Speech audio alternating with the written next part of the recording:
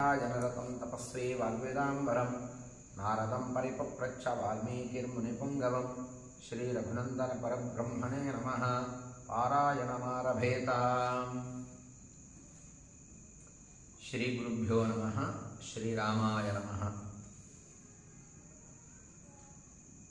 सागरस्य च तीरेषु शैलेषु च वनेषु च पिंगलास्ते विरूपाक्षै राक्षसैर्बहवो हतः। రావణుడు సీత దగ్గరికి వచ్చి అశోకవనంలో ఉన్నటువంటి సీత దగ్గరికి వచ్చి రావణుడు చెబుతూ ఉన్నాడు ఈ మాటలన్నీ కూడా. సీత, నువ్వు ఇంతకాలం నాకు ధైర్యం, నా అండ, నాకు బలం, సర్వశక్తి సంపన్నుడు అని ఎవరి గురించి అయితే చెప్తున్నావో అతడు రాముడు. ఆ రాముణ్ణి ప్రహస్తుడు శిరస్సు ఖండించి తీసుకొచ్చాడు చూడు అని, ప్రహస్తుడు తీసుకొచ్చినటువంటి శిరస్సుని అలాగే విద్యుజ్జిహుడు ద్వారా ఈ శిరస్సుని రావణుడు తీసుకొచ్చి సీత ముందు ఉంచుతాడు. ఇదిగో ప్రహస్తుడు రాముడు పడుకొని ఉన్నప్పుడు, రాముడు కుటీరంలో పడుకొని ఉన్నప్పుడు ప్రహస్తుడు వెళ్ళి ఖడ్గంతో శిరస్సును ఖండించాడు. దీన్ని చూసినటువంటి లక్ష్మణుడు భయపడిపోయి పారిపోయాడు. వెంటనే రాక్షసులంతా కూడా జాంబవంతుడిని అనేక శూలాల చేత పొడిచి ప్రాణాలు తీశారు. అంగదుడిని ప్రాణాలు తీశారు. అంతేకాకుండా హనుమంతుడికి దవడ పగలగొట్టి మెడ విరిచేసి ప్రాణాలు తీసి పక్కన పడేశారు. సుగ్రీవుడు మెడని విరిచి ప్రాణాలు తీశారు. మైందద్విబుధులు అనేటటువంటి వీరులు ఎవరైతే ఉన్నారో వారు కూడా ప్రాణాలు పోయేది అని ఇలా చెబుతూ ఉంటాడు సీత దగ్గరికి వచ్చి రావణుడు.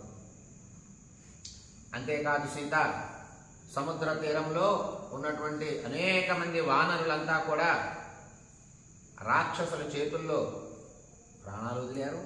సాగరస్య చ తీరేషు శైలేషు చ వనేషు చ, చాలామంది వానరులు భయంకరమైనటువంటి రాక్షసుల చేతుల్లో తన్నులు తిని ప్రాణాలు వదిలారు. కొంతమంది సముద్రంలో దూకి పారిపోయారు. కొంతమంది పర్వతాలెక్కి అట్నుంచడు పారిపోయారు. కొంతమంది వనాల్లోకి వెళ్ళి అట్నుంచడు పారిపోయారు. చాలామందిని మా వాళ్ళు ప్రాణాలు తీసేశారు. అంతేకాదు, వెంటబడి మరి వానరుల ప్రాణాలు, రాక్షసులు, పరాక్రమం కలిగినటువంటి రాక్షసులు ప్రాణాలు తీశారమ్మా. ఇక నీకు ఏ అండా లేదు, నా పైన మనస్సు పెట్టు, నన్ను భర్తగా స్వీకరించు అని రావణుడు సీతతో చెబుతూ ఉన్నాడు. ఏవం తవ హతో భక్త ససైన్యో మమ సేనయ క్షతరాక్షతజార్ద్రం రజోధ్వస్తమిదం చాస్యాహృతం శిరః. నా సైన్యమంతా కూడా వెళ్ళి నీ భర్తను, అతని సేనను ప్రాణాలు తీసేసి అందరూ రక్తంలో తడిచి ప్రాణాలు వదిలేశాడు. అంతేనా? ఇదిగో చూడు, నువ్వు నమ్మవేమో, రక్తంలో తడిసినటువంటి నీ భర్త శిరస్సు తీసుకొచ్చాడు. నువ్వు చూస్తే కానీ నమ్మవు కదా అని రావణుడు చెప్పి, ఆ దగ్గరలో ఉన్నటువంటి ఒక రాక్షస స్త్రీ ఉంది సీతకి దగ్గర. ఆ రాక్షస స్త్రీతో చెప్తున్నాడు, ఏమమ్మా నువ్వు వెళ్ళి అక్కడ కొద్ది దూరంలో విద్యుజ్జిహుడు ఉన్నాడు, ఆ విద్యుజ్జిహుడిని పిలుచురాపో అని ఆ రాక్షస స్త్రీకి రావణుడు చెప్పాడు. చెప్పగానే ఆమె వెళ్ళింది. విద్యుజ్జిహుడు అనేటటువంటి రాక్షసుడు ఎవరు? రావణుడికి చాలా అంతరంగికుడు, చాలా దూత, దాసుడు, రావణుడి స్వభావం బాగా తెలిసినటువంటి వాడు. రావణుడే చెబుతాడు, ఏమయ్యా నీకు బాగా మాయలు మంత్రాలు వచ్చు కదా, నీ మంత్రశక్తితో, నీ మాయాశక్తితో రాముడి శిరస్సు లాంటి శిరస్సు ఒకటి తయారు చేయి. రాముడు పట్టుకునే బాణాలు లాంటి బాణాలు కొన్ని తయారు చేయి. రాముడు వాడేటటువంటి ధనస్సు లాంటి ధనస్సు, బాణాలు లాంటి బాణాలు కొన్ని తయారు చేస్తే రాముడు తలతో సహా తయారు చేస్తాడు. తీసుకెళ్లి సీతకు చూపిద్దాం, భయపెడదాం, లొంగ తీసుకుందాం, మోహ పెడదాం, ఆమె భయపడిపోయి అప్పటికైనా లొంగుతుందేమో అని ప్రయత్నిద్దామని విద్యుజ్జిహుడికి చెప్తాడు రావణుడు. అలాగే మహారాజా అని ఈ విద్యుజ్జిహుడు చాలా పొడవైన నాలుక కలిగినటువంటి వాడు. ఆ విద్యుజ్జిహుడు గనక యుద్ధానికి వస్తే ఆ నాలుకతోనే చాలా మందిని ప్రాణాలు తీసేస్తాడు, క్షణాల్లో చనిపోతారు. కొన్ని కోట్ల మంది వానరులైనా సరే ప్రాణాలు పోక తప్పదు. అంత ప్రమాదకారి విద్యుజ్జిహుడు. ఎంతో మంత్రతంత్ర శక్తులు తెలిసినటువంటి వాడు, ఘోరమైనటువంటి రూపం కలిగినటువంటి వాడు. ఈ విద్యుజ్జిహుడిని పిలవమని చెబుతాడు రావణుడు. చెప్పగానే ఈ రాక్షస స్త్రీ వెళుతుంది. వెళ్ళి ఆ విద్యుజ్జిహుడు చెప్పగానే ఆ విద్యుజ్జిహుడు ఆ శిరస్సు, ఆ బాణాలు, ఆ ధనస్సు పట్టుకొని మహారాజు ముందుకు, రావణుడు ముందుకు వస్తాడు. మహారాజా వచ్చానయ్యా, ఇదిగో నువ్వు తీసుకురమ్మని నేను తీసుకొచ్చా. ప్రహస్తుడు రాముడు శిరస్సు ఖండించాడు, అంటే నరికేశాడు. ఇదిగో తల ఎగిరి అవతల పడితే ఆ తలని పట్టుకొని ప్రహస్తుడు నాకు ఇచ్చాడు అని ప్రహస్తుడు ఇచ్చినట్టుగా, ఈ విద్యుజ్జిహుడు తీసుకొచ్చినట్టుగా రావణుడు ఆడే నాటకం ఇదంతా కూడా. సీతను ఎలా అయినా లొంగ తీసుకోవాలి అని రాముడు తల చూపిస్తే నిజంగా రాముడు ప్రాణాలు పోయాయి, ఇక నన్ను రక్షించేవాళ్ళు ఎవరూ లేరు అని బాగా కృంగి కృషించినటువంటి సీత మోహపడి నా మాట వింటుంది అనేటటువంటి ఆలోచనతో రావణుడు చేసినటువంటి ఒక నాటకం ఇదంతా.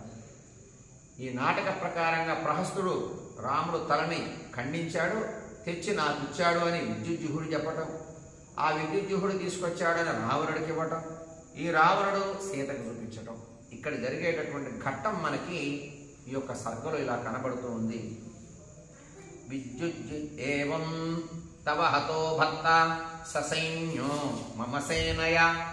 నా సేన వెళ్ళి నీ భర్తని, అతని సైన్యాన్ని మొత్తాన్ని వధించి నీ భర్త తల తీసుకొచ్చారమ్మా చూడు అని రావణుడు చూపిస్తున్నాడు. తతః పరమ దుర్దర్శో రావణో రాక్షసేశ్వరః. తతః పరమ దుర్దర్శో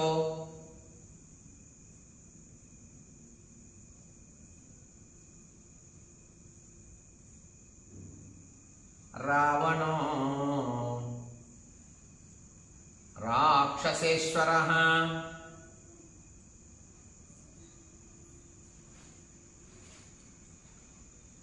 సీతాయాముపశృణ్వత్యాం రాక్షసీమిదమబ్రవీత్. సీతమ్మ తల వంచుకొని ఉంది, మౌనంగా ఉంది, కన్నెత్తైనా చూడలేదు, తల ఎత్తైనా చూడలేదు, ఎవరో వచ్చారు కదా అన్నట్టుగా కూడా చూడలేదు. రావణుడు వచ్చాడు, రావణుడితో కొంతమంది పరివారం వచ్చారు, ఎందరో స్త్రీలు వచ్చారు, రాక్షసులు వచ్చారు. రావణుడు ఏవేవో చెబుతున్నాడు. రాముడు ప్రాణాలు తీశాం, రాముడి తల తీసుకొచ్చా, రాముడు బాణాలు తీసుకొచ్చా, రాముడు ధనస్సు తీసుకొచ్చా, ఇక నీకు ఎవ్వరూ లేరు అన్నట్టుగా గంభీరంగా ప్రగల్భాలతో చెబుతూ ఉన్నాడు రావణుడు. సీత తల ఉంచుకొని మౌనంగా బాధపడుతూ కూర్చొని ఉంది. సీత వినేటట్లుగా ఇంకా చెబుతున్నాడు రావణుడు. సీతాయాముపశృణ్వత్యాం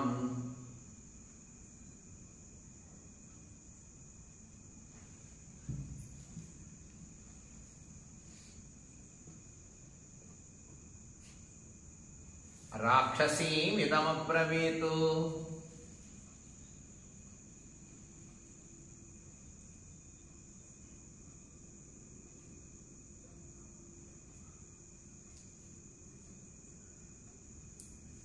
రావణుడు మాట్లాడుతున్నాడు సీతతో ఈ విధంగా. రాక్షసం క్రూరకర్మాణం విద్యుజ్జిత్వం సమానయ ఏన తద్రాఖవసిరః సంగ్రామాత్ స్వయమాహృతం. విద్యుజ్జిహుడు రాముడు శిరస్సుని యుద్ధరంగం నుండి తీసుకొచ్చాడు. స్వయంగా తీసుకుని వచ్చాడు. అతన్ని ఇక్కడ తీసుకురమ్మనమ్మా అని ఒక రాక్షస స్త్రీతో రావణుడు చెప్పాడు. రాక్షసం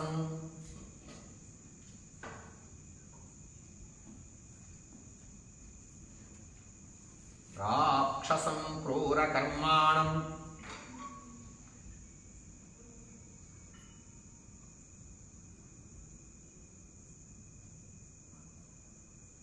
విద్యుజ్జిహ్వం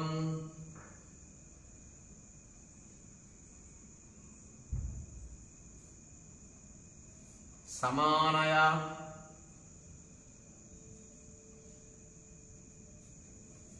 ఏన తద్రాఘవశిరః ఏన తత్ రాఘవశిరః సంగ్రామాత్ స్వయమాహృతం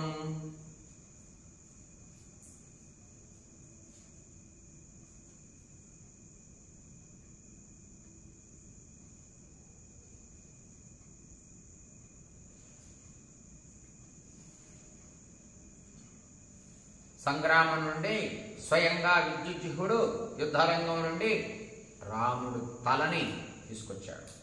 విద్యుజ్జిహ్వస్తదాగృహ్య శిరస్తత్సశరాసనం ప్రణామం శిరసా కృత్వా రావణస్యగ్రతస్థితః. రావణుడు చెబుతాడు కదా, విద్యుజ్జిహుడిని పిలువు అని సీత దగ్గర కాపలా ఉండేటటువంటి ఒక స్త్రీకి చెప్తాడు. ఏమమ్మా నువ్వు వెళ్ళి ఆ విద్యుజ్జిహుడిని పిలువు, ఆ విద్యుజ్జిహుడి దగ్గర రాముడు శిరస్సు, రాముడు ధనుర్బాణాలు ఉన్నాయి, అవి తీసుకురమ్మని చెప్పగానే ఈవిడ వెళ్ళి విద్యుజ్జిహుడిని పిలుస్తుంది. ఆయన అక్కడ పక్కన ఎక్కడో ఉంటాడు. చెప్పగానే ఆ విద్యుజ్జిహుడు శిరస్సుని ధనుస్సు బాణాలు అన్నీ కూడా పట్టుకొచ్చి తల వంచి నమస్కరించి మహారాజా ప్రణామాలు అని ఎదురుగా నిలబడి అవి అక్కడ పెడతారు.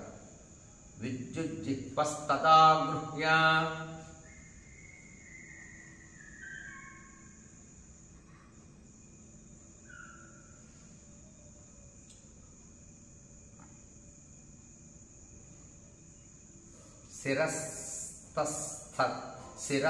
శిరస్తసరాసనం శిరః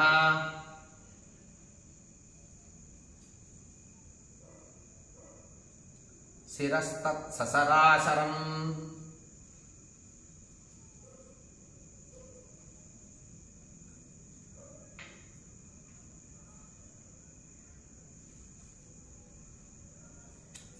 ప్రణామం శిరసా కృత్వా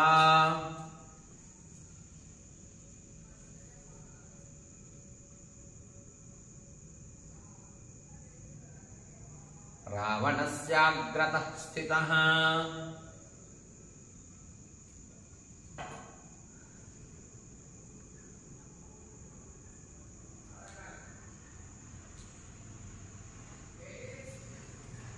రావణుడు ముందు నిలుస్తాడు ఆ విద్యుజ్జిహుడు.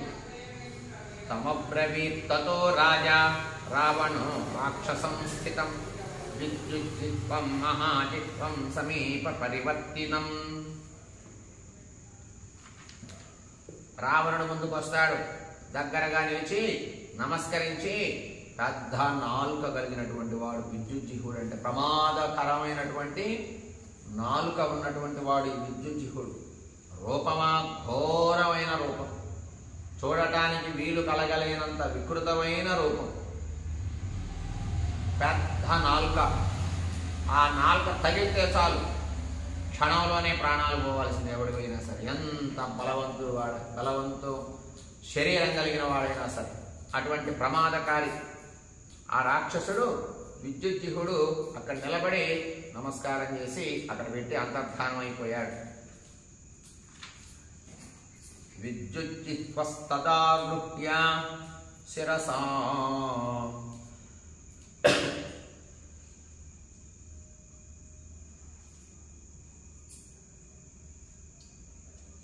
ప్రణామం శిరసా కృత్వా రావణస్యాగ్రతస్థితః తమబ్రవీత్ తతో రాజా రావణో రాక్షసం స్థితం విద్యుజ్జిహ్వం మహాజిహ్వం సమీప పరివర్తినం తమబ్రవీత్ తతో రాజా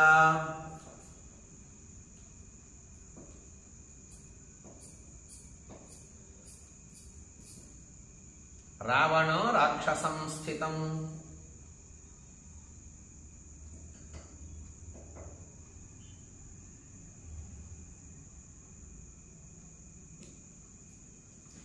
విద్యుజ్జిహ్వం మహాజిహ్వం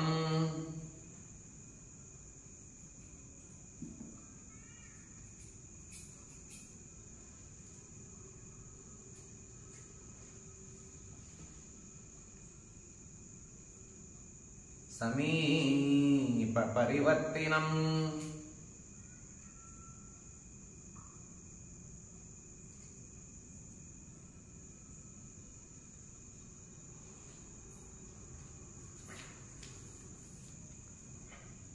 రావణుడు ఉన్నటువంటి దగ్గరికి వెళ్ళి రాక్షసుడు నమస్కరించి ఇలా పలికాడు. అగ్రతః కురు సీతాయాః శీఘ్రం దాశరథే శిరః అవస్థాం పశ్చిమాం భర్తుః కృపణా సాధు పశ్యతు. ఓ విద్యుజ్జిహ్వా, వెంటనే సీత ముందు ఆ రాముడు తల, రాముడు బాణాలు, రాముడు ధనస్సు అక్కడ ఉంచవయ్యా. ఆ తలని చూసి సీత, ఆ బాణాలు చూసి సీత, ఆ ధనస్సును చూసి సీత బాగా కుమిలిపోవాలి. ఆమె అవస్థ వర్ణనాతీతంగా ఉండాలి. భర్త ప్రాణాలు పోయినటువంటి భార్య ఎలా బాధపడుతుందో దాన్ని నేను చూడాలి. ఆ అవస్థని నేను చూడాలనుకుంటున్నా. కనుక విద్యుజ్జిహ్వా సీత ముందు పెట్టు. రాముడు తలని, ఆ ప్రహస్తుడు ఖండించినటువంటి ఏ రాముడు తల అయితే ఉందో ఆ తలని తెచ్చి సీత ముందు ఉంచు. చేతుల్లో ఉన్నటువంటి బాణాలు, ధనస్సులు ఏవైతే ఉన్నాయో తెచ్చి సీత ముందు పెట్టు. ఆమె రాముడు తన భర్త తలని చూసి, నరకబడినటువంటి తలని చూసి ఆమె రోధిస్తూ ఉంటే ఆమె అవస్థని నేను చూడాలి. నాకు ఆనందం కలగాలి. నన్ను ఇంతకాలం అవమానిస్తుందా, నన్ను అంగీకరించదా అని రావణుడు కోపంతో అంటాడు ఆ విద్యుజ్జిహ్వుడితో. అగ్రతః కురు సీతాయాః. సీతమ్మ చాలా బాధపడుతూ తల వంచుకొని రాముణ్ణే స్మరిస్తూ కూర్చుంటుంది, తల ఎత్తదు. అగ్రతః కురు సీతాయాః.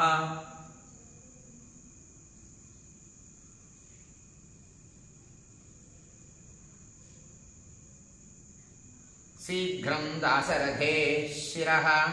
వెంటనే పెట్టవయ్యా, ఆవిడకి తెలియాలి భర్త ప్రాణం పోయేటటువంటి స్థితిలో ఎలా బాధపడ్డాడో తెలియాలి.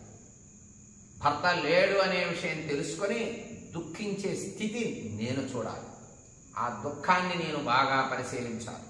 ఆమె అవస్థని నేను చూడాలని కోరుకుంటున్నానయ్యా అని రావణుడు కోపంగా అంటాడు సీత ముందు. ఆ విద్యుజ్జిహ్వుడు వచ్చి ఆమె ముందు పెట్టడం జరుగుతుంది రాముడు తల. శీఘ్రం దాశరథే శిరః.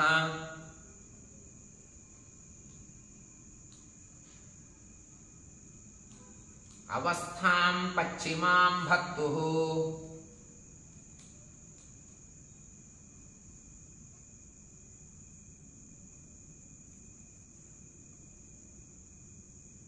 కృపణా సాధు పశ్యతు.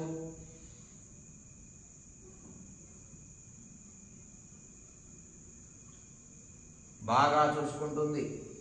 తను బాగా ప్రేమించి తనే ధైర్యము అనుకుని, తనే నమ్మకము అనుకుని, తనే సర్వస్వము అనుకుని ఇంతకాలం నన్ను నిరాకరించినటువంటి ఏ సీత అయితే ఉందో, తనకు ధైర్యము, తానే నమ్మకము, తానే సర్వము అనుకున్న వ్యక్తి ఇక నుంచి లేడు అనేటటువంటి విషయం తెలుసుకొని ఎలా బాధపడుతుందో ఆ బాధని నేను చూడాలనుకుంటున్నానయ్యా అన్నాడు రావణుడు.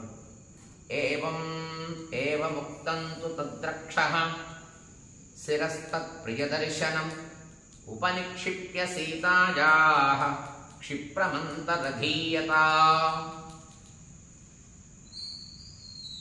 చూడటానికి అందంగా ఉన్నటువంటి రాముడు శిరస్సు, అసలు సాక్షాత్తు రాముడు తలేనా అన్నట్టుగా దాన్ని తయారు చేశాడు విద్యుజ్జిహ్వుడు.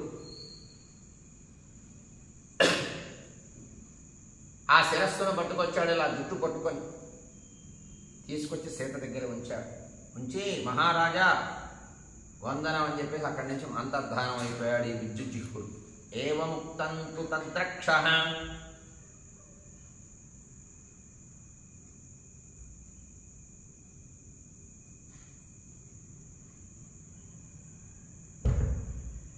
శిరస్తత్ ప్రియదర్శనం.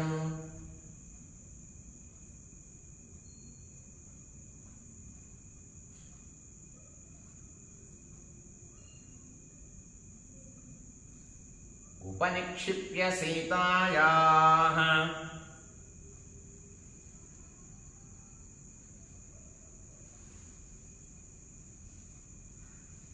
క్షిప్రమంతరధీయతా.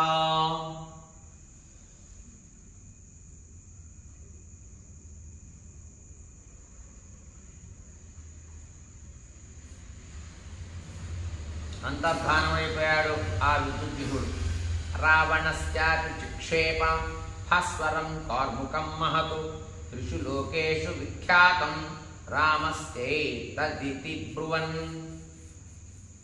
ఇదిగో చూడు సీత, 3 లోకాలలో ప్రసిద్ధి చెందినటువంటి ధనస్సు అంటున్నావే నువ్వు, గొప్పవాడు అంటున్నావే రాముడు, అతను ధనస్సు చూడు, అతను తలను చూడు, అతని బాణాలను చూడు అని వాటిని అలా ముందు పడేశాడు సీత ముందు రావణుడు. రావణశ్చాపి చిక్షేప,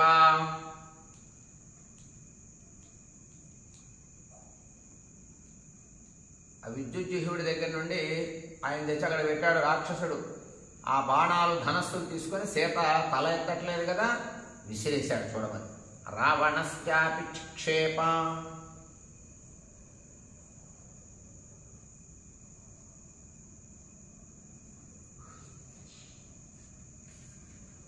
భాస్వరం కార్ముకం మహతో,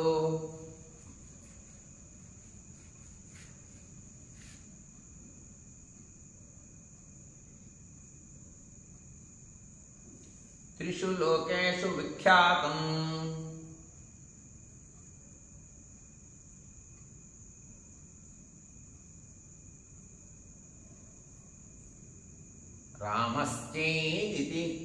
రామశ్చేతదితి బ్రువన్.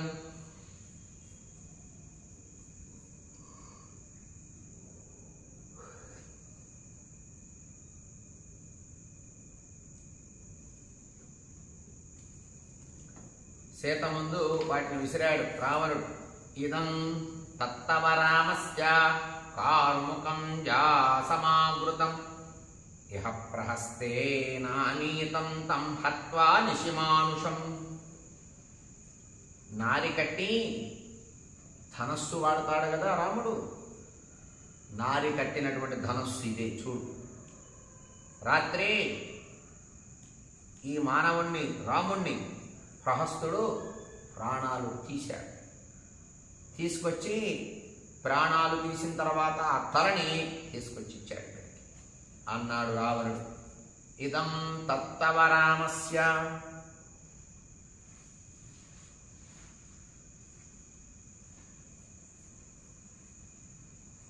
కార్ముకం జాసమావృతం.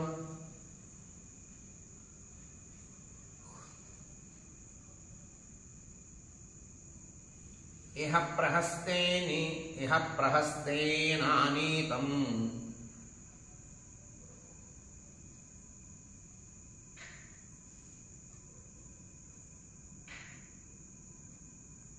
తం హత్వా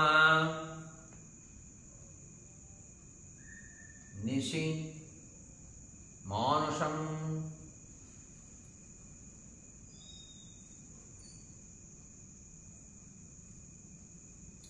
ప్రహస్తుడు రాముడు శిరస్సు ఖండించి ఇక్కడ తీసుకొచ్చాడు. స విద్యుజ్జిహ్వేన సహైవ తచ్చిరో ధనుశ్చ భూమో వినికీర్య రావణః విదేహ రాజస్య సుతాం యశస్విని తతో బ్రవీత్తాం భవమే వశానుగో.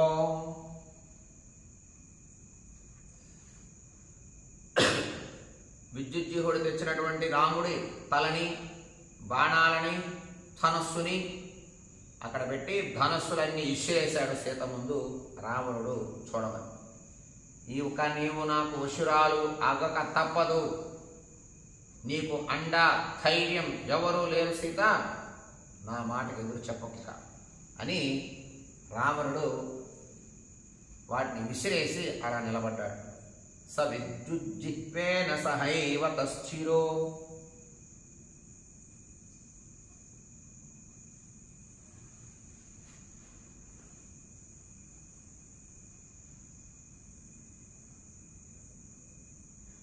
సహైవ తశ్చిరో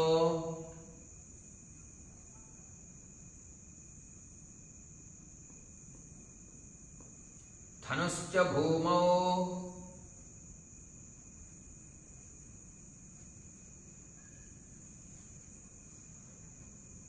వినికీర్య రావణః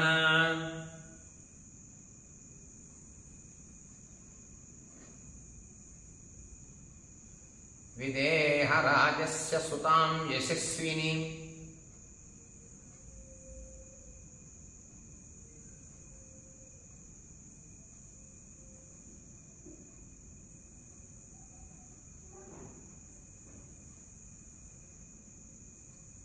తతో బ్రవీత్తాం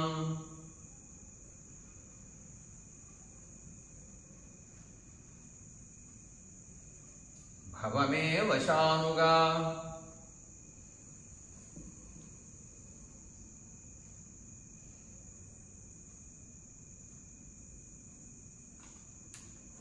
ఇక నీవు నాకు వశురాలు అవ్వక తప్పదు అని రావణుడు పెద్ద స్వరంతో పలుకుతూ నిలబడి ఉన్నాడు.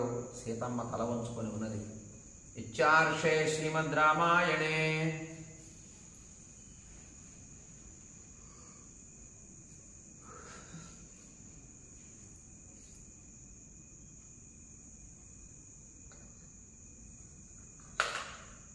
ఆదికావ్యే యుద్ధకాండే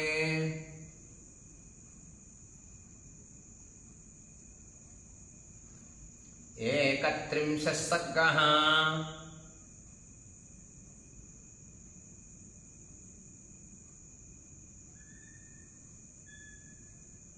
ముప్పై 31వ సర్గ పూర్తయింది.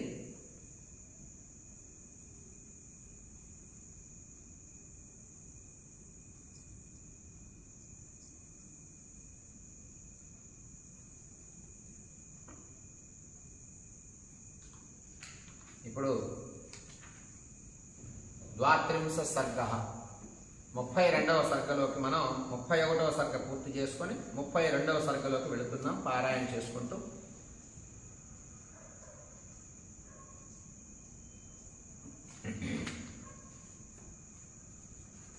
ఇప్పుడు 32వ సర్గలో రాముని శిరస్సును అట్లాగే ధనస్సుని బాణాలని రావణుడు ఎప్పుడైతే అక్కడ విసిరేస్తాడో వాటిని సీతమ్మ చూస్తుంది, బాగా వినిపిస్తుంది. ఇంతలో ఎవరో దూత వచ్చి ఏవో చెప్పగా ఏదో ఒక వార్త వస్తుంది. మహారాజా ఒక విషయం మీతో మాట్లాడాలి అనేటప్పుడు ఒక దూత వస్తాడు. ఆ సీతమ్మ అక్కడ బాధపడుతూ ఉంటుంది. రాముడు శిరస్సును చూసి, బాణాలను చూసి, ధనస్సును చూసి విలపిస్తూ ఉంటుంది. ఆ విలపించేటటువంటి సమయంలో విపరీతమైనటువంటి రోదనతో దుఃఖిస్తూ ఉంటుంది. ఈ మాట ఎవరో వచ్చినట్టుగా పిలుస్తున్నట్టుగా రావణుడికి అనిపించి సరే మళ్ళీ మాట్లాడదామని అక్కడి నుంచి రావణుడు వెళ్ళిపోతాడు. ఆ సందర్భం మనకి 32వ సర్గలో మనకి కనబడుతూ ఉంది. ఇప్పుడు మనం పారాయణ చేసుకుందాం.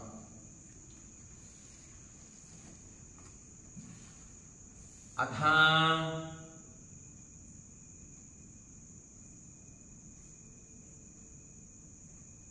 ద్వాత్రింశः సర్గः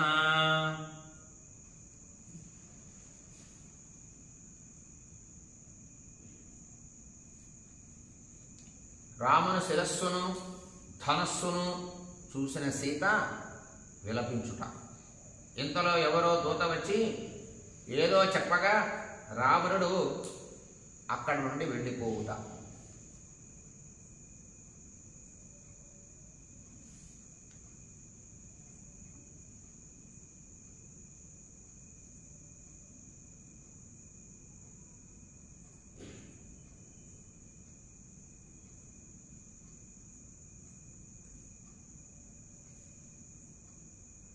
రాముని శిరస్సును ధనస్సును చూచి సీత విలిపించుట.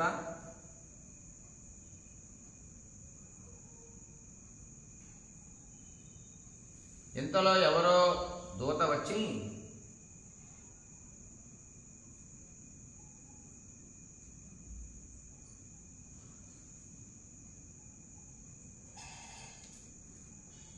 ఏదో చెప్పగా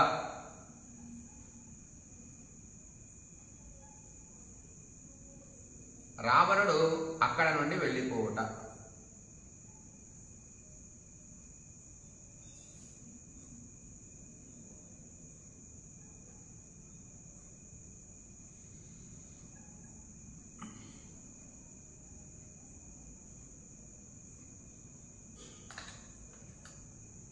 సా సీతా తచ్చిరో దృష్ట్వా తశ్చకార్ముకముత్తమం సుగ్రీవ ప్రతిసంసర్గమాఖ్యాతంచ హనుమత నయనే ముఖవర్ణంచ భర్తుస్తత్సదృశం ముఖం కేశాంతదేశంచ తం చ చూడామణిం శుభం ఏతైః సర్వైరభిజ్ఞానైరభిజ్ఞాయ సుదుఃఖితా విజగర్హే చ కేకేయాం కైకేయీం క్రోశంతి కురరీయథా. రాముడు తలని, రాముడు ధనస్సుని, రాముడు బాణాల్ని సీతమందు విసిరేసి, ఇక నాకు వశురాలు కావాల్సిందే, నువ్వు తప్పదు, రాముడు లేడు, రాముడు సైన్యము లేదు అని చెబుతాడు. ఆ శిరస్సుని గొప్పమైనటువంటి రాముడు వాడేటటువంటి గొప్ప ధనస్సుల్ని సీతమ్మ చూస్తుంది, అప్పుడు తలెత్తిస్తుంది. హనుమంతుడు చెప్పినటువంటి రాముడు సుగ్రీవులు సఖ్యాన్ని గుర్తు చేసుకుంటుంది. రాముడి స్నేహం, సుగ్రీవుడి స్నేహం స్మరించుకుంటుంది. సుగ్రీవాదుల విషయం ఈ రావణుడు చెప్పుచుండగా గమనిస్తుంది. సుగ్రీవుడు మెడ విరిచారు, సుగ్రీవుడిక లేడు అని ఎప్పుడైతే అంటాడో, రాముడు మెడను నరికారు, రాముడు లేడు అని అంటాడో రావణుడు, సుగ్రీవుడు రాముడు చేసిన స్నేహాన్ని హనుమంతుడు చెప్తాడు సుందరకాండలో. సుగ్రీవుడు రాముడు ఇద్దరూ కూడా అగ్ని సాక్షిగా స్నేహం చేస్తున్నారమ్మా, చాలా పరమ పవిత్రమైనటువంటి స్నేహం వాళ్ళది. సుగ్రీవుడు ఆజ్ఞాపిస్తేనే నేను ఇక్కడికి వచ్చానంటాడు హనుమంతుడు. సుగ్రీవుడు ఆజ్ఞ చాలా గొప్పది, సుగ్రీవుడు సైన్యం చాలా గొప్పది, సుగ్రీవుడు బలం చాలా గొప్పది, సుగ్రీవుడు పరాక్రమం చాలా గొప్పది, సామాన్యుడు కాదు సుగ్రీవుడు, నిన్ను రాముడి దగ్గరికి చేర్చగలడు సుగ్రీవుడని చాలా గొప్పగా చెబుతాడు హనుమంతుడు సీతకి. అవన్నీ గుర్తుకొస్తాయి సీత. ఇదేమిటి అంత గొప్పగా హనుమంతుడు చెప్పాడే సుగ్రీవుడు గురించి. సుగ్రీవుడు మెడని రాక్షసులు విరిచి ప్రాణాలు తీశారంటాడు ఈ రాక్షసుడు రావణుడు అని మనస్సులో తలుచుకొని గొప్ప దుఃఖం ప్రారంభమవుతుంది సీతమ్మకి.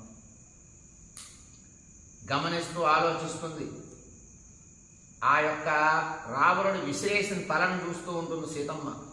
నేత్రాలు, కళ్ళు, ముఖము, ముఖవర్ణం అంటే ముఖానికి ఉన్నటువంటి రంగు, తలకు ఉన్నటువంటి జుట్టు, లలాట భాగం, సుందరమైన చూడామణి మొదలైనటువంటి గుర్తుల చేత ఆ శిరస్సు రాముడిదే అని గుర్తించి ఇది నిజంగా రాముడిదే అని అనుకుంటుంది మనస్సు. ఆ ముఖ భాగంలో ఉండేటటువంటి జుట్టు, ఆ జుట్టుకు ఉండేటటువంటి ఒక స్వభావం, రాముడి తల ఎలాంటిదో నిత్యము ఆమె సేవిస్తూ ఉండేటటువంటి శిరస్సు కదా. ఆ కేశాలు, ఆ ముఖము, ఆ చెవులు, ఈ ముక్కు భాగం, నేత్రాలు, లలాట భాగం అంతా బాగా పరిశీలిస్తుంది. రావణుడు విసిరేసినటువంటి తల వచ్చి అక్కడ పడుతుంది సీతమ్మ దగ్గర. చూసి అవే గుర్తులు అని దుఃఖాక్రాంతులై గోరింకలాగా విపరీతంగా తల్లడిల్లిపోతుంది సీత. అసలు ఇంత కష్టానికి కారణం ఎవరు? కైక కదా. ఆమె అరణ్యాలకు పంపించకపోతే రాముడు ప్రాణాలు పోయేవి కాదు, ఈరోజు నాకు ఈ దుఃఖం కూడా వచ్చేది కాదు అని రోధిస్తూ, గుండెల బాదుకుంటూ రోధిస్తూ సీతమ్మ కైకని నిందిస్తూ ఉంటుంది ఆ బాధలో.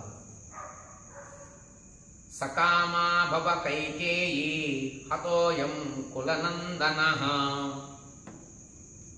ఏమమ్మా కైకమ్మ, నీ కోరిక తీరిందా? రాముడు ఉండకూడదనే కదా అడవులకు పంపించావు. రాముడు ఉంటే గనక భరతుడికి రాజ్యం రాదు అనే కదా నువ్వు అడవులకి రాముడిని పంపించావు, అడవులకి రాముడిని పంపించావు. రాముడు ప్రాణాలు పోయాయి. ఇప్పుడు నీకు సంతోషమా? నువ్వు ఆనందపడుతున్నావా? ఇప్పుడు నీ కోరిక తీరినట్టే కదా అని బాగా బాధపడుతూ కైకని నిందిస్తూ ఉంది సీత. నీ కోరిక ప్రకారమే ఈ రావణుడు రాముడు ప్రాణాలు తీశాడు. కలహశీలురాలైనటువంటి నీ కులమంతా కూడా అసలు నీ యొక్క గొప్ప వంశానికి కీర్తినిచ్చే రాముణ్ణి ఎప్పుడైతే ప్రాణాలు పోయినాయో నీ వల్ల మొత్తం నశించిపోయేటట్టుగా జరిగింది నీ యొక్క పని. నీ చేతులతో నువ్వే స్వయంగా నారచరణిచ్చావు. ఇదిగో ఈ బట్టలు కట్టుకుని అడవులకు పో రామా అని నీ చేతులతో నువ్వే స్వయంగా అడవులకు పంపించావు.